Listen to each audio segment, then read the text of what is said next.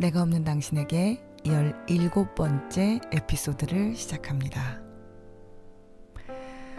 오늘은 불안에 대해서 이야기하려고 합니다.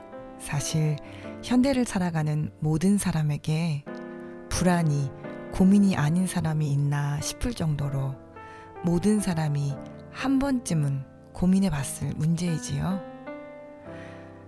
거기에다가 만일 자기 소멸을 경험해 보셨다면, 그래서 내가 없는 당신이시라면 불안은 우리의 베스트 프렌드라고 해도 과언이 아닙니다. 저에게로 오는 여러 상담 문의와 사연들의 대부분의 공통점이 바로 이 불안의 문제이기도 한데요. 오늘은 특별히 어떤 한 사연만을 집중적으로 소개해드리기보다는 여러분들이 나누셨던 내용을 바탕으로 불안이 우리를 잠식해 올 때 도움이 될 만한 이야기들을 정리해서 나누어 볼까 합니다.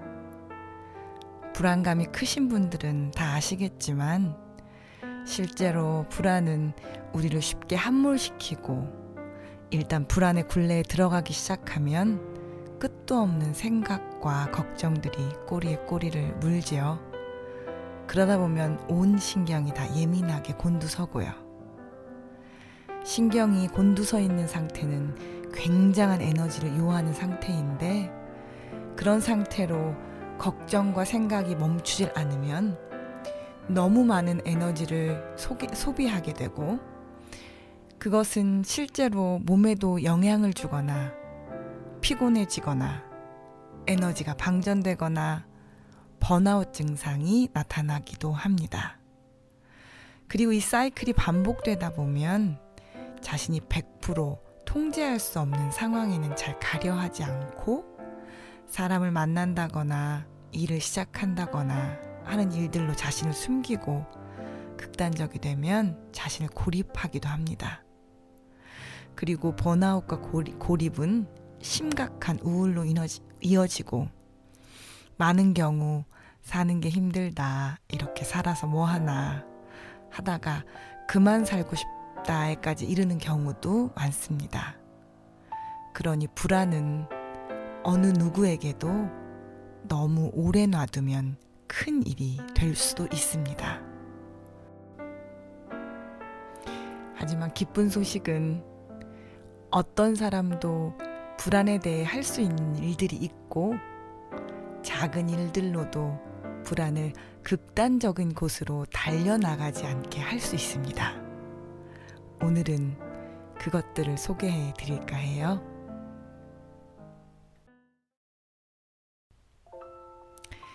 제일 먼저 불안에 대해 말씀드리고 싶은 것은, 불안은 정상적인 감정이라는 것입니다. 정상을 넘어서 사실 우리에게 꼭 필요한 감정입니다. 흔히 사람들은 우리의 감정을 긍정적인 것과 부정적인 것으로 나누어 보는 이분법적인 사고를 가지고 있는데, 그런 식으로 우리의 감정을 들여다보게 되면 어떤 감정들은 좋고 꼭 필요하지만 어떤 감정들은 나쁘고 없애야 할 것으로 보게 됩니다. 하지만 인간이 가진 모든 감정들은 인간에게 꼭 필요하기 때문에 있는 것이고, 각자의 감정에 역할이 있으며, 어떤 감정이라도 부재하게 되면 정상적이지 않은 문제가 생길 수밖에 없습니다. 예를 들어 슬픔이라는 감정을 생각해 볼까요? 우리는 슬퍼하는 아이를 보면, 혹은 슬퍼하는 사람을 보면 그 감정을 어서 지우라고 재촉하는 경향이 있습니다. 그만 울어, 안 슬퍼해도 돼, 이렇게요. 하지만 만일 어떤 사람이 슬픔을 느끼지 못하는 사람이라고 생각해 보세요. 만일 내 배우자가 슬픔이 무엇인지 모르는 사람이라서 자신에게 소중한 사람에게 상처가 났거나 그 사람이 하늘나라에 가는 때라도 전혀 슬픔을 느끼지 못한다고 한다면 어떠시겠어요? 그건 정말로 비정상적인 일일 것입니다. 많은 사람들은 자신의 자신들이 두 분류로 나누어 좋은 감정과 나쁜 감정이라고 이름을 붙이고 좋은 감정만으로 가득 찬 삶을 원하지만 뇌과학자들과 심리학자들은 한입 모아 이렇게 말합니다. 어떤 감정이 무뎌지거나 사라지면 다른 감정들도 함께 그렇게 되는 경향이 있다고요. 다시 말하면 부정적인 감정들을 너무 누르고 억제하면 소위 긍정적인 감정만 남을 것 같지만 실제로는 감정 전체가 억제되고 감정이 소멸되는 사람이 되어간다는 것이죠. 만일 모든 감정이 정상이고 우리에게 다 필요한 감정이라면 불안은 왜 필요한 감정일까요? 불안은 우리에게 어떤 역할을 하는 걸까요? 사실 이 질문은 생각보다 어렵지 않습니다. 불안을 적군으로 생각하고 없애버려야 할 문제로 생각하는 마음을 내려놓고 조금만 다정한 눈으로 본다면 말이에요. 불안은 우리에게 위험을 감지하고 우리 스스로를 보호할 수 있도록 도와줍니다. 많은 뇌과학자들과 심리학자들은 불안을 우리에게 꼭 필요한 경보 시스템이라고 부르기도 합니다. 만약 우리 집에 도둑이 들어왔다라고 하면 집에 설치해 놓은 방범 혹은 경보장치의 시스템들이 민감하게 잘 작동해서 알람을 울려주는 것처럼 우리 몸에는 우리에게 위험이 감지되면 온 신경을 곤두서게 하고 예민하고 민첩하게 반응해서 위험으로부터 우리를 보호하게 하려는 것이죠. 산에 갔다가 큰 곰을 만났다고 가정해 보세요. 혹은 깊은 강을 건너는데 매우 작은 디딤돌을 밟고 지나가야 한다고 생각해 보세요. 몸과 마음이 민첩하고 예민하게 작동하지 않으면 우리는 큰 위험에 처할 수도 있습니다. 그럴 때 몸에 경보장치가 울리는 것이죠. 만일 그런 알람 장치가 우리에게 없다면 혹은 있어도 적절하게 작동되지 않는다면 우리는 산속에서 길을 잃고 산짐승을 만나도 혹은 유리가 산산조각 깨져 널브러진 바닥을 맨발로 걷는 상황을 만나도 전혀 긴장하지 않고 평소처럼 걷다가 산짐승에게 잡아먹히거나 맨발에 유리가 찔려 크게 다치는 일이 발생할 수도 있지요. 그러니 우리 모두에게는 불안이라는 경보장치가 필요하고 또 불안이 우리 안에 있다는 것은 매우 정상입니다. 다르게 말하면 불안을 느끼지 않는 사람이 있다면 그 사람은 비정상이며 사실 큰일입니다. 그러니 일단 불안 자체를 문제시하는 자세를 내려놓으셔야 합니다. 불안이 찾아올 때마다 이것이 문제이고 해결해야 하고 없애야 한다는 식의 자세는 상황을 더 악화시킬 뿐입니다. 그래서 아이러니하게 들리실지 모르지만 불안이 찾아오면 일단 불안이 찾아왔다는 것을 받아들이는 것이 도움이 됩니다. 마음에 불안이 올라오게 되면 제일 먼저는 인식하기를 하세요. 지금 내 마음에 올라온 것이 어떤 감정인지를 마주하는 것이지요. 그것이 불안인지 슬픔인지 혹은 다른 것인지를 확인해 보세요. 그리고 그것이 불안이라면 불안이 왔구나 하고 나의 감정에 이름을 붙여주세요. 많은 심리학자들은 내 마음 안에 올라오는 감정들과 생각에 이름만 붙여도 많은 변화가 일어난다고 합니다. 그래서 나의 불안에 불안이 왔고 지금 내가 느끼는 감정이 불안이구나 라고 이름 붙일 수 있다면 그 다음엔 불안이 경보 시스템이라는 것을 기억할 수 있습니다. 그래야 지금 울리는 사이렌이 진짜 불이 나서 울리는 사이렌인지 아니면 화재 대피 운동을 위해 울리는 사이렌인지 혹은 누가 장난으로 화재 경보기를 눌러서 울리는 것인지를 찾아볼 수 있거든요. 사실 우리에게 불안과 걱정이 문제가 되는 경우는 실제로는 불이 나지도 않았고 도둑이 들지도 않았고 위험한 상황이 전혀 아닌데도 자꾸 알람이 울리게 되는 것이 문제이지, 실제로 불안과 걱정이 필요한 경우에 그런 마음이 올라오는 것은 매우 정상이고 우리에게 꼭 필요한 일입니다. 그러니 다시 한번 거듭 말씀드리지만 불안 자체를 문제 삼지 말아주세요. 불안이 오거든 내가 정상이구나, 그래서 나에게 이 감정도 올라오는구나 생각해 주세요. 그래서 불안이 찾아왔을 때 그것을 인식하고 그 감정에 불안이라고 이름 붙여주는 것만으로도 불안에 함몰되지 않게 도와준다는 사실을 기억해 주세요. 이름 붙인다는 것은 특별한 것은 없고 그저 올라오는 감정에 불안이 찾아왔구나 이렇게 하셔도 좋고요. 또는 인사해 주셔도 좋아요. 안녕 불안, 나를 또 찾아왔구나 하고요.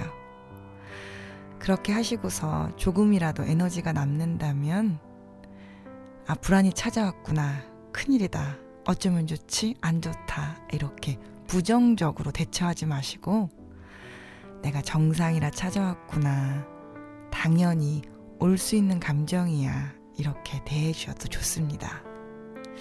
사실 제가 추천하는 방법은 이거보다 조금 더 간 방법인데 환영해 주는 것입니다. 이 미칠 것 같은 불안을 환영한다는 말은 정말 이상하게 들리실지 모르지만 아까도 말씀드렸지만 불안은 어떤 위험을 감지하고 나를 보호하고 위험으로부터 구해주고 도와주고 싶은 마음에 나를 찾아온 감정이기 때문에 사실은 나를 위해서, 나를 아껴서 온 감정이에요. 그러니 나를 지켜주러 와서 고마워, 그리고 환영해 라고 한번 맞이해 보시는 것은 어떠세요? 왜냐하면 이 불안이라는 감정은 나를 지키려는 임무를 띤 강한 감정이기 때문에 내가 무시하려고 하거나 눌러버리면 혹시 자신이 신호를 잘못 줘서 못 알아듣나 하고 더 크게 더 난리를 치면서 자신이 찾아왔다는 것을 이야기해 주려는 성향이 있거든요.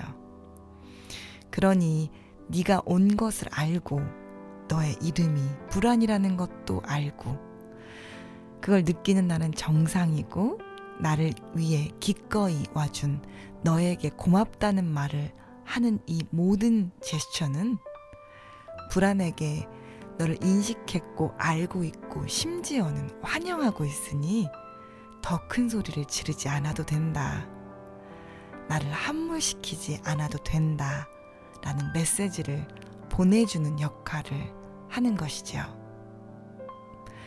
그렇게 하고 나면 내 몸과 마음, 내 주변과 상황, 내 관계와 일상을 한번 돌아보세요. 정말로 어떤 위험이 도사리고 있는지, 곰이 쫓아오는지, 불이 났는지, 혹은 위험천만한 낭떠러지 앞으로 내가 가고 있는 것은 아닌지, 불안이 왜 이렇게 나에게 이토록 시그널을 보내려고 하는 것인지를 살펴보기를 권해드려요. 어떤 때는 나도 모르게 몸에 필요한 영양을 공급하고 있지 않거나 충분한 수면을 취하고 있지 않거나 혹은 너무 과로하게 일을 하거나 또는 어떤 다른 것들 때문에 몸에 이상이 와서 불안이 작동되는 경우도 있어요. 또 어떤 때는 나를 자꾸 해치고 소멸하는 일이나 관계 앞에서 내가 나를 지켜내지 못할 때 그것을 막아서느라고 불안이 소리칠 수도 있고요. 그러니 한두 발짝 뒤에서 도대체 어떤 부분이 위험이 감지되어서 불안이라는 알람 시스템이 작동되었는지를 살펴보시고 적절한 행동을 취해주세요. 그러면 불안은 당연히 사라집니다. 하지만 때때로 위험이 전혀 감지되지 않는 상황에서도 불안 알람 시스템이 작동될 수도 있습니다. 이런 경우에는 과거에 경험했던 위험과 고통이 몸에 기억돼서 그러는 것인데요. 예를 들어 심각한 전쟁에 참여했었던 사람은 자동차에서 빵빵 하는 경적 소리만 들어도 그것이 총소리라고 인식하고 불안 알람 시스템이 마구 울리는 경우도 있고, 나에게 상처를 크게 주었던 사람이 어떤 특정한 특징을 갖고 있는데 그와 비슷한 사람이 나타나면 내 몸과 마음이 그때와 같이 상처받지 않게 하려고 알람을 크게 울리는 경우도 있습니다. 그러니까 옛날 속담에 자라보고 놀란 가슴 소뚜껑 보고 놀란다, 이 말이 바로 이런 말이에요. 그러니 불안의 알람이 울렸을 때 혹시 그것이 자라가 아니라 소뚜껑이라면, 혹시 내가 큰 위험에 처해있지 않다면, 그래서 내가 나를 보호하기 위해서 취해야 할 액션이 없다면 불안을 마주하고, 아마도 과거의 일 때문에 몸과 마음이 불안한 것 같은데 지금은 그때와 달라 라고 말해줄 필요가 있습니다. 그리고 그때와 지금 어떤 것이 다른지 잘 정리하고 내 주변에 위험이 없다고 얘기해주는 것 큰 도움이 됩니다. 불안은 일단 그 속에 함몰되면 몸과 마음 그리고 생각 등이 제대로 작동되지가 않고 계속 그 공포감이 증폭되어 정말 사람을 미치게 만듭니다.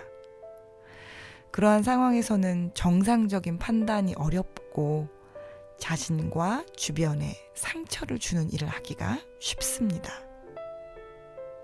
그러니 제일 중요한 것은 불안의 알람이 증폭되어 너무 크게 울리고 그 안에 함몰되기 전에 불안을 인식하고 마주하고 필요한 행동을 취하고 알람을 조절할 수 있어야 합니다.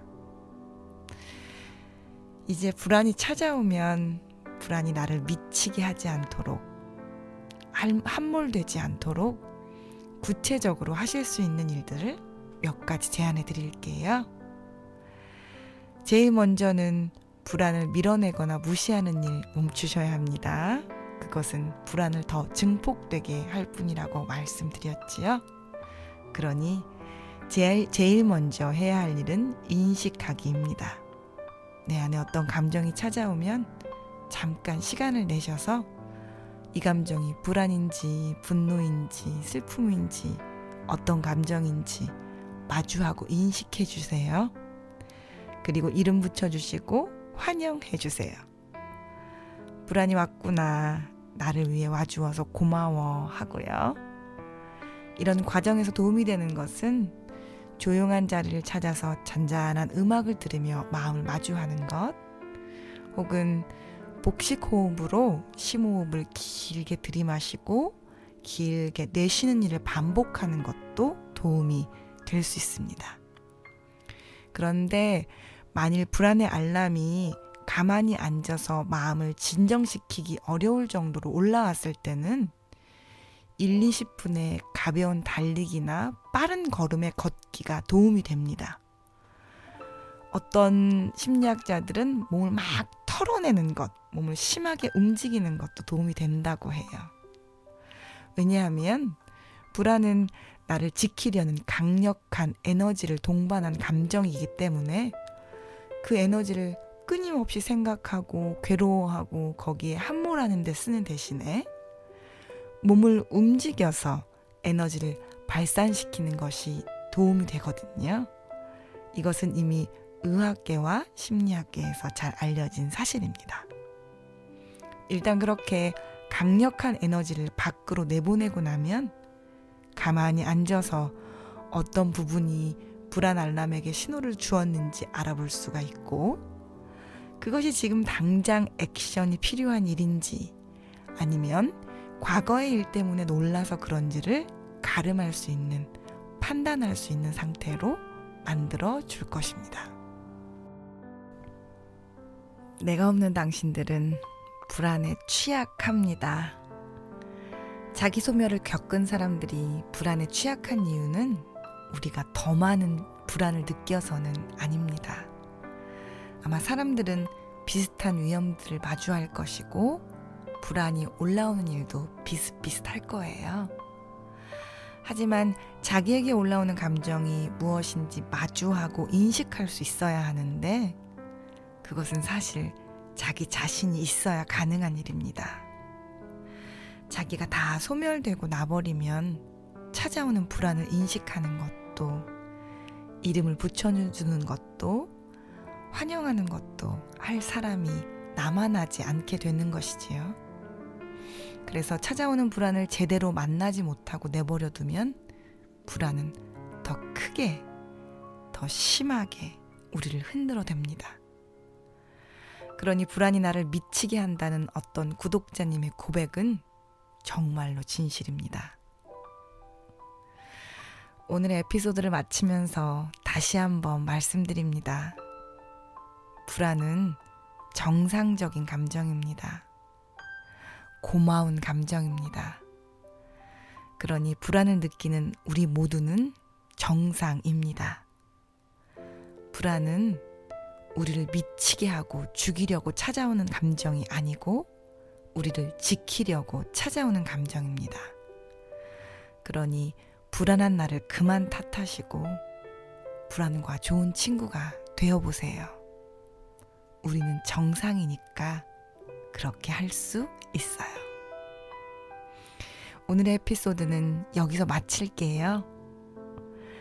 자기가 소멸되었지만 정상인 내가 없는 친구들이요, 한 주 동안 잘 지내세요. 나에게 올라오는 감정을 맞이해 보세요. 그럼 우리는 다음 주에 만나요. 감사합니다.